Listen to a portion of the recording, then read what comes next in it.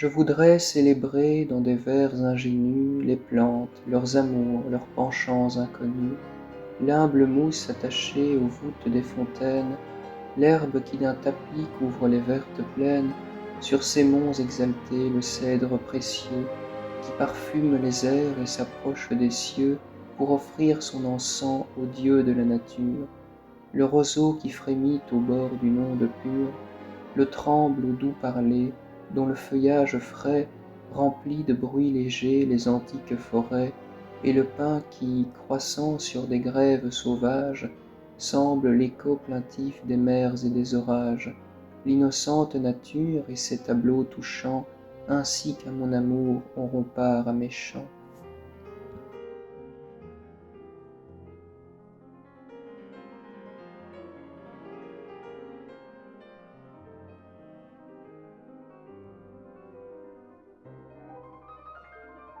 Salutations chers auditeurs. Aujourd'hui, nous intéressons-nous à un poème issu de la plume d'un auteur français immense,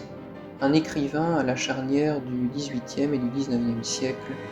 qui marqua son temps par sa modernité et son habileté littéraire. Chateaubriand fut en effet un véritable précurseur du romantisme,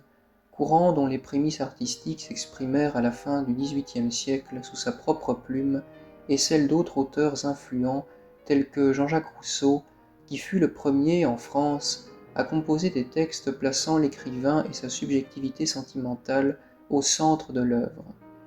Le poème que nous étudions aujourd'hui est ainsi pleinement représentatif de l'ambition littéraire d'un romantisme naissant, jouant sur la mélancolie et le moi révélé à travers les suaves vénustés de la nature, reflétant la profondeur animique de l'être et l'étendue de sa sensibilité. Intéressons-nous alors à la nature métrique du poème. Celui-ci constitue un ensemble non séparé de 14 vers, tous étant écrits en alexandrin. On notera tout de même une légère subtilité métrique, déjà abordée dans le cadre d'autres vidéos, au vers 5. En effet, ce dernier présente une diérèse s'appliquant au mot précieux, scindant l'unité phonétique lieu en les deux unités réduites i et e, permettant ainsi de rajouter une syllabe au vers afin de satisfaire l'alexandrin.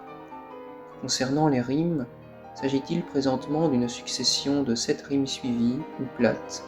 alternant entre rimes masculines et rimes féminines,